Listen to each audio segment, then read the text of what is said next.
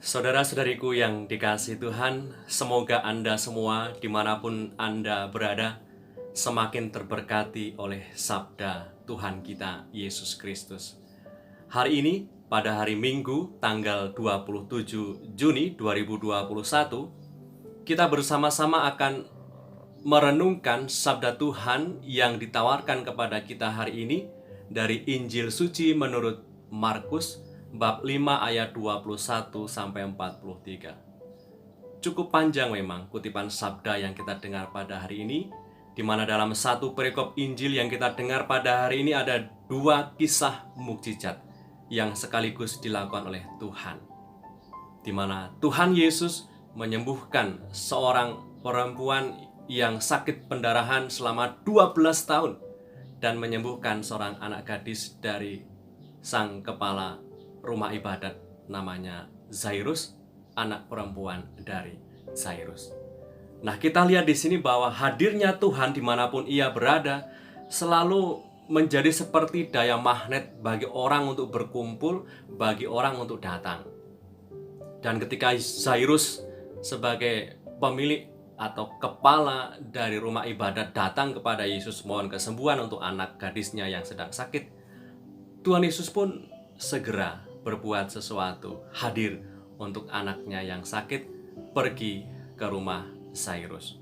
Nah, yang menarik adalah ketika di tengah jalan itu dikisahkan dalam perjalanannya bersama dengan Zairus dan para murid yang lain, Tuhan Yesus ini jubahnya Tuhan Yesus, jubahnya Tuhan Yesus dipegang oleh seorang perempuan yang sakit pendarahan selama 12 tahun. Penderitaan cukup panjang, cukup lama, karena ia sangat menderita. Keyakinan yang dinyatakan oleh perempuan yang sakit itu dikatakan demikian: asal ku jamah saja jumbai jubahnya, maka aku akan sembuh. Dan ia mendapatkan dari apa yang ia imani. Perempuan itu sembuh seketika dari sakitnya. Nah, dalam mukjizat kepada perempuan yang sakit pendarahan selama 12 tahun dan kepada seorang anak gadis dari kepala rumah ibadat, dinyatakan kepada kita akan bela rasa dan belas kasih Tuhan Yesus untuk kita semua yang sedang menderita dalam masa-masa yang tidak mudah seperti yang kita rasakan saat ini. Hati Tuhan selalu berbelas kasih, dan hatinya yang penuh belas kasih itu menggerakkannya untuk segera hadir dan menghibur mereka yang membutuhkannya.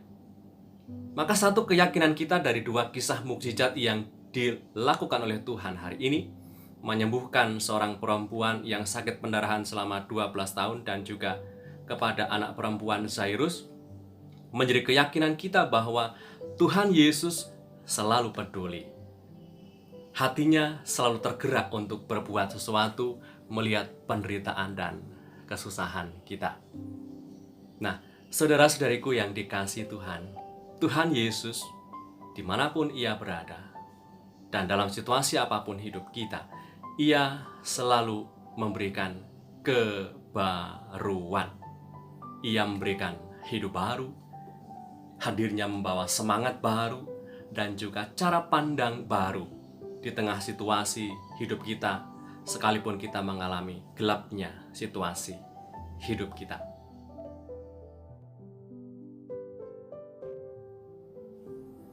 Saudara-saudariku yang terberkati, terkadang apa yang sudah kita rencanakan itu tidak berjalan semestinya, bisa menciptakan sesuatu yang ternyata itu bernilai untuk diri kita sendiri dan juga untuk sesama, untuk orang lain di sekitar kita. Seperti dikisahkan hari ini, Tuhan Yesus bisa saja tidak peduli kepada seorang perempuan yang menjamahnya, yang akhirnya sembuh lalu begitu saja melanjutkan perjalanannya.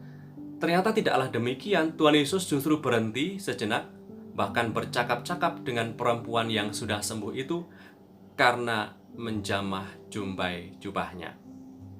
Tuhan Yesus menghargai tiap perjumpaan yang terjadi, sekalipun itu di luar rencananya. Maka ini juga bisa menjadi kekuatan kita bahwa Tuhan Yesus tidak akan pernah melupakan kita, tidak akan pernah mengabaikan kita.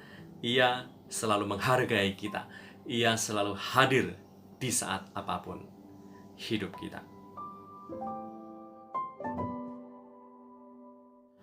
Oleh karena itu, saudara-saudariku yang terberkati, mari kita mohon berkat Tuhan untuk kita hari ini. Dalam nama Bapa dan Putra dan Roh Kudus. Amin. Tuhan Yesus yang penuh belas kasih, bela rasa dan belas kasih-Mu nyata untuk kami semua. Terlebih ketika kami merenungkan sabda-Mu hari ini, Engkau menyatakan kuasa belas kasih-Mu atas perempuan yang sakit pendarahan selama 12 tahun. Dan juga kepada seorang anak dari Zairus, Engkau bangkitkan. Semakin menguatkan kami dan meyakinkan kami akan kuasa keilahian-Mu atas mereka. Maka kami juga yakin bahwa kuasa keilahian-Mu tetap nyata bagi kami.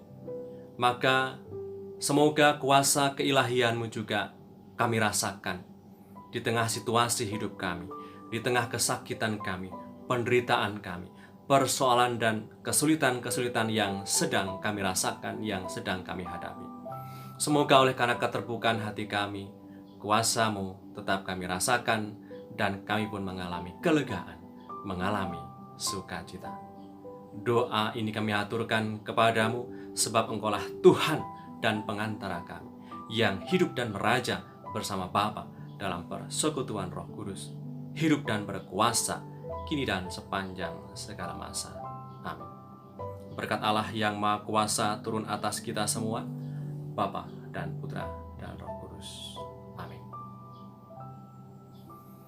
Saudara-saudariku yang terberkati, tetap semangat, tetap optimis, and stay calm with Jesus.